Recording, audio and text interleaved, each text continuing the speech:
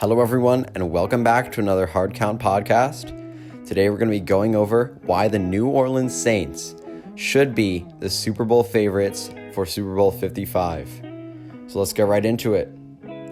According to the NFL Futures on Sportsline.com, the Saints are 12-1 to win the Super Bowl, which is the same odds as the Dallas Cowboys and the Tampa Bay Buccaneers, and in that same vicinity of the Philadelphia Eagles, the Green Bay Packers, and the Seattle Seahawks as well. For reference also, the Kansas City Chiefs are 4-1, the Ravens were 6-1, and the 49ers 7-1. For me, I think it's almost insulting. I can't just sit here and put the Saints next to the Cowboys and Buccaneers. The Cowboys have a new head coach in this crazy offseason, which we don't know how it's going to affect these new systems, but when you got a quarterback that has been with the coach for years and years, it's definitely a big advantage over, a team like the Cowboys that have to almost adapt to a completely new system over this offseason. And also, they lost their top corner in that secondary, so we'll see how that goes. Then the Buccaneers have a questionable run game, quarterback who I don't even believe is a top half quarterback at this point in the league. The Packers can't stop the run, and the Seahawks don't have an offensive line. So the Saints team, I just don't see them having a big weakness. I don't see a big gaping hole at any position. Let's go over it. The quarterback, Drew Brees, he's number 7 on my top 10 quarterbacks list. Still as accurate as ever. Kamara at running back, one of the best running backs in the league. Michael Thomas at wide receiver, my 3rd best wide receiver in the league. A top 5 offensive line, arguably the best offensive line. A top 5 cornerback, Marshawn Lattimore, one of the best safety duos in the league. They also have Marcus Davenport, Cam Jordan on the edge. Demario Davis had a career year last year. So now that I've made that clear, we know that the Saints do not have a big weakness on that roster, and I think that already separates them from those teams that I just listed, the Seahawks, the Eagles, the Packers, and the Buccaneers, because I don't see any huge holes on that team where I can really point out, this team is going to be able to take advantage of that. So, I was talking about those teams that did have the really good odds to win the Super Bowl, and that was the Ravens, the Chiefs, and the 49ers. So now let's take a look at how the Saints stack up against those top-tier teams. First let's address the 49ers, the Super Bowl team from the NFC last season. I love their roster. I think it's one of the elite rosters, top to bottom in the NFL. However, let's look at some of the recent Super Bowl losers and see how they fared the next season. Of course, we know the Rams from last year. We all thought they're going to be one of the best teams in the league. And, we were all very wrong. They ended up not even making the playoffs. And I find this situation very similar to what the 49ers are in. I'm not saying it's going to happen, but a young, fantastic head coach, an average quarterback that I think runs the system that they're put in very well. I think Jimmy G is a little better than Jared Goff. They both had very good run games. Solid defenses. So I'm not saying that we're going to have another Rams type situation with the 49ers, but it definitely has happened. It is possible to happen. Then there are the 28-3 Falcons, who had a decent season next year, but didn't even make the NFC Championship game. Then the 2017 Panthers, who did not even make the playoffs. So I think we're kind of seeing a trend here where those teams that lost the playoffs had a Super Bowl hangover. And also, Jimmy Garoppolo is good, but I don't have too much faith in him really bringing this team to the Super Bowl every year. And also, we have seen some injury history from him as well. So I do have my concerns for this 49ers team, and those aren't concerns for the Saints. Then, let's move to the Baltimore Ravens, 14-2 last year. They were upset in the playoffs by the Titans. I think everybody, thinks that this is going to be one of the best teams in the league next year, including me. But I think there are more holes, more questions on this roster than many people realize. I think the holes often are overshadowed by the strong pieces. Everyone knows Lamar Jackson, last year's MVP. Everyone knows about the secondary, Marlon Humphrey, Marcus Peters, Earl Thomas. But I still have some questions. I think everyone's putting a little too much faith in Patrick Queen to solidify this linebacker core. He's good, but he's also unproven, and the Ravens don't have too much beyond him. It's definitely one of the weaker parts of their system. And then also, the interior line situation is uncertain. it could be a number of guys that play, and nobody knows at what level they'll be playing, how good any of them are, really, besides Bradley Bozeman, who most of us are pretty sure is going to end up somewhere in the interior. We don't know where. But, pass rush, even though they kind of addressed it, is still also a concern for me. Yes, they franchise tagged Matt Judon, but I don't think he is as good as many people may think.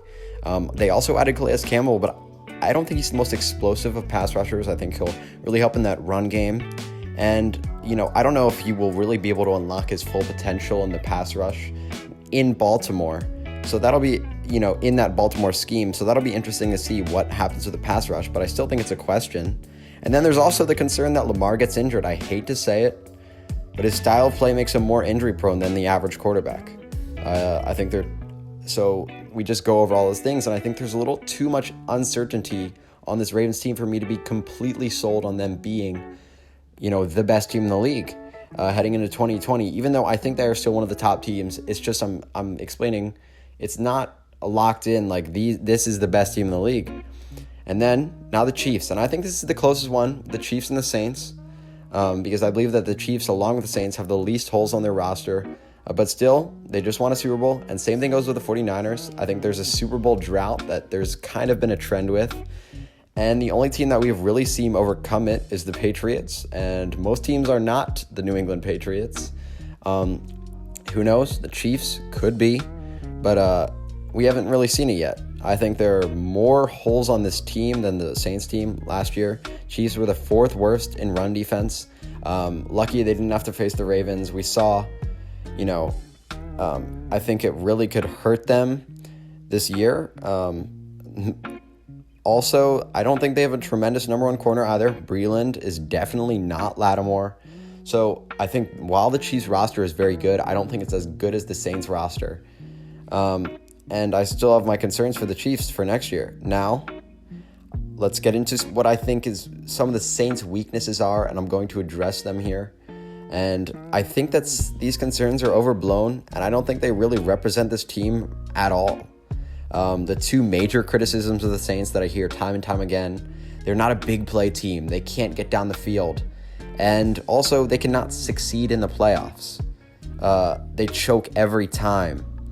And I think, you can say that these are semi-fair criticisms, but here's why I don't believe they are extremely important, and it shouldn't really take away greatly from their chances at a Super Bowl. First, let's address the idea that they cannot win in the playoffs. I don't think that this is needed, much explanation, but I'll talk briefly about it anyway. We all know what the Saints have had to happen to them in recent couple of years. That's going to be where Keenum's going to try to work the ball on the boundary. Keenum steps into it. Pass is caught. Diggs! Sideline! Touchdown! Unbelievable! Vikings win it! Yeah. Not to mention the fact that they also lost in the conference championship game to the Rams, where if they had actually made the right call, the Saints would have had a 98% chance to win the game, and then they would have advanced to the Super Bowl that they definitely could have won. So yeah, this idea that the Saints cannot win in the playoffs because the refs screwed them twice and then it was questionable on that third time is completely overused. It's not really too true either because, again, they made it to the conference championship game, were screwed, and could have made the Super Bowl just 2 years ago.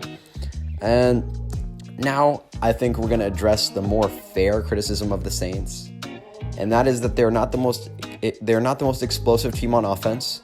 They lack the ability to have a deep threat, make consistent deep plays down the field. People, I think, are making it seem like the only way you can win, though, at this point, is to have those big play guys, those track stars who run deep, cough the Chiefs, and who can really move down the field. It's, quote, the new era that everyone needs to do if they want to win. But I think everyone forgets that the team that played against the Chiefs in the Super Bowl last year, and very well could have won that game if it wasn't for one missed throw by Jimmy Garoppolo, was the 49ers team, which reminded me a lot of the Saints. Wide receivers did not need to or were not asked, really, to run many deep routes. The top receiver for the 49ers last year was Deebo Samuel, and he was not really asked to run a bunch of those deep routes last year. most of his production, along with the rest of that offense, was centralized around a similar concept to the Saints that revolves around getting the guys in the middle of the field short, 10 yards, picking it up, 10 play, 8 yards per play drive. So I think that like the idea that, the Chiefs' way to play is the only way to win is so ridiculous. Because we just saw it last year with the Saints and even a little bit with, the Saints, the 49ers, and even a little bit with the Packers. So I can understand the criticism, but I think it's ridiculous to say that you can't win without a deep threat. And also, we have seen Thomas at times, be a deep threat when it needs to happen. And we've also seen Jared Cook, some other guys like that, get downfield as well. And one more thing that I want to mention before we wrap up here is that the Saints added Emmanuel Sanders. And I think this is one of the most underrated moves of the offseason. I haven't heard too many people talking about it. Before this, their number 2 receiver was Ted Ginn, and almost all of their production was from Michael Thomas, which had many people concerned. You could just triple team Michael Thomas, then really, what can that offense do beyond it? Now you take some of that pressure off of Michael Thomas and it gives Sean Payton another toy to play with in Emmanuel Sanders. I think it instantly makes this offense more potent and much more interesting, dangerous than before. So, I'm sick of, people. I really thought that people were with me at the Saints, that they are, the best team in the league, and that's what I truly think. But people, the more and more I'm starting to see them grouped with the tier below the top teams. And I really think they are in that top tier. They've got the 7th best quarterback in the league, a top 2 coach in football, Michael Thomas, Alvin Kamara, a top 3 offensive line, Cam Jordan, Marcus Davenport, Marshawn Lattimore, a fantastic safety duo, Damari Davis playing at an elite level, and the 5th ranked run defense last year. So I think that this is the best team in the league, Super Bowl trophy in the making here for the Saints, and that is why the Saints should be favored to win Super Bowl 55. All right, thank you guys so much for listening if you made it this far. I hope you enjoyed. I know you may have been surprised at what I said. Like if you agree, dislike if you disagree, leave a comment, subscribe as always.